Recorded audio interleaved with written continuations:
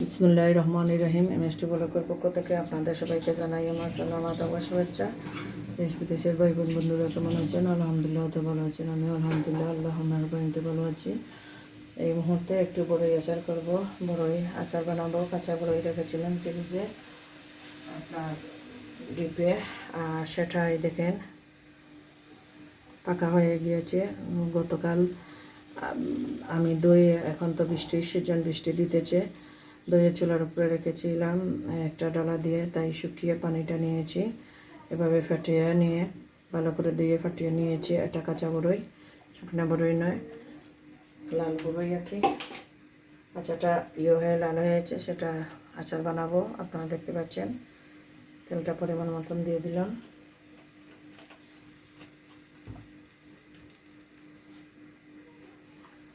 একটু রসুন কুচি দিয়ে দিতেছি আচারের।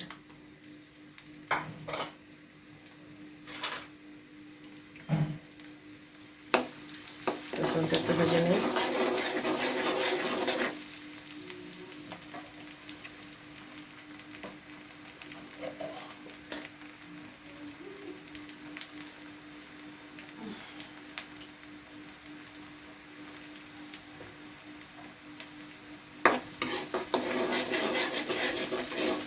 গোল্ডেন একটু হওয়া পর্যন্ত অপেক্ষা করুন।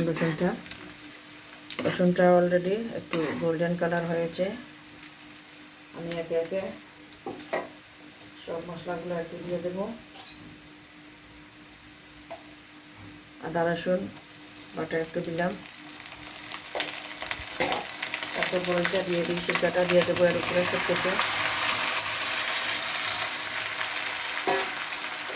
একটু কমিয়ে দিই।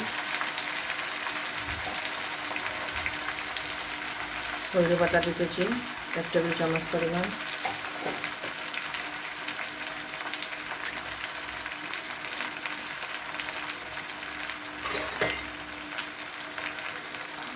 আগুনটা কিন্তু কম আছে, অসুবিধা নেই। সিরকা দিতেছি 1/2 কাপ পরিমাণ, নীলের সিরকা।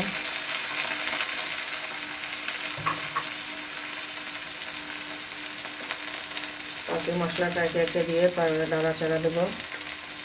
এটা হলো গরম মশলার গুঁড়ো,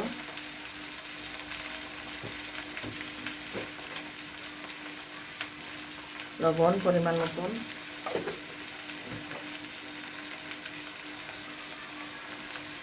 আচার মশলা পরিমাণ মতন, মরিচ পরিমাণ মতন কম দেবো, শুকনো মরিচ দেবো, হলুদ গুঁড়ো পরিমাণ মতন,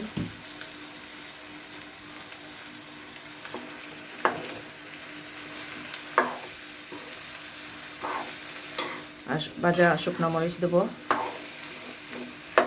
ভেজে নিয়ে গুঁড়া করে নিয়েছি সেটা।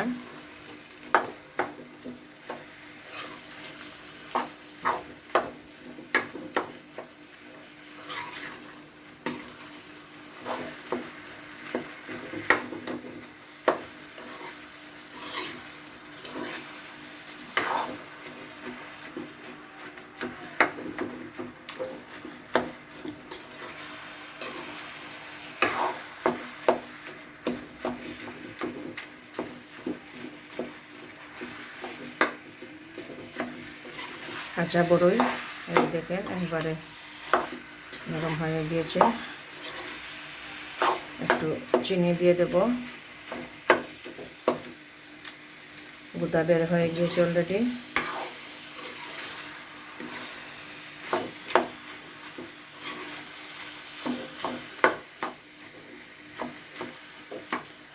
আর মশলা কিন্তু আন্দাজ মতন কম দিয়েছি, কিন্তু গুঁতা বের হয়ে আটা লাটা হয়েছে। এরকম ওই আচারটা খেতে মজা।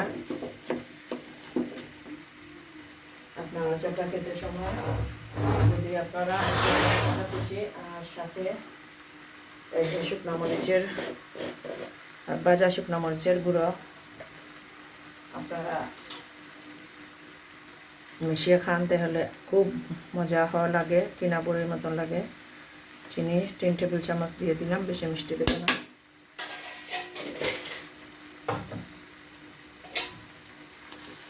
চুলার আগুনটা কম রেখেছি আমি, না হলে নিচে দিকে মশলাটা লেগে যাবে। সেজন্য আমি আচারটাকে এইভাবে কেটে নিতেছি, দেখতে পাচ্ছেন শুকনো শুকনো আচার করতেছি। এটা সিরকাও দিয়ে দিয়েছি পরিমাণ মতন।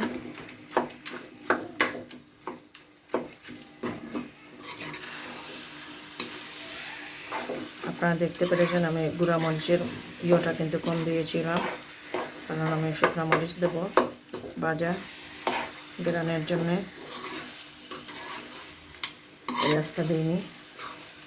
অলরেডি আমার আচারটা হয়ে গিয়েছে। তো চুনার কাঁচা চুলটা আগে বেছে নিয়েছি।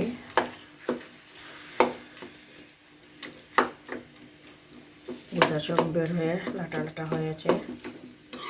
পরিবেশের জন্য করেছিলাম একদিন আচার, আপনাদের সাথে শেয়ার হতে পারিনি।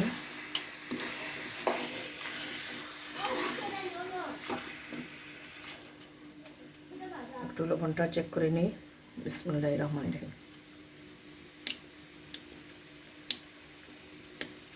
খুব মজা হয়েছে। মরিচ গুঁড়োটা নিয়ে আসি, এই আমি বেজে নিয়ে ঠান্ডা করে এটা এইভাবে করে রেখেছি।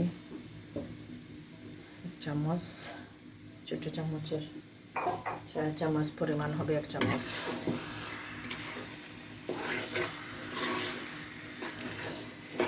আমার অলরেডি আচারটা হয়ে গিয়েছে। আমি জীবাণুমুক্ত একটা বাটিতে নিয়ে নেব, নিয়ে আপনাদের দেখাবো।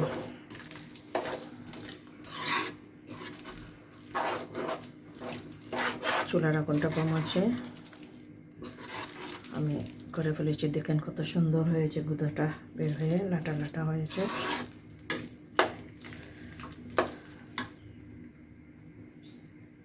অপেক্ষায় থাকুন, আমি এটাগুলো নিয়ে যাব বাটিতে নিয়ে।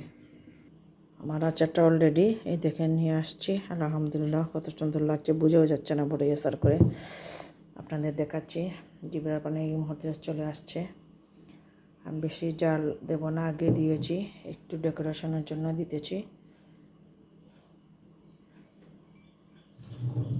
এই হলো আমার আয়োজন।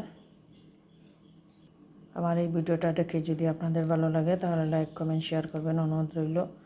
প্লিজ আমার চ্যানেলটা সাবস্ক্রাইব করবেন, সাথে পাশে থাকবেন। আর আপনার এটা ঠান্ডা হলে জীবাণুমুক্ত বুঝামে ভরে রাখবো।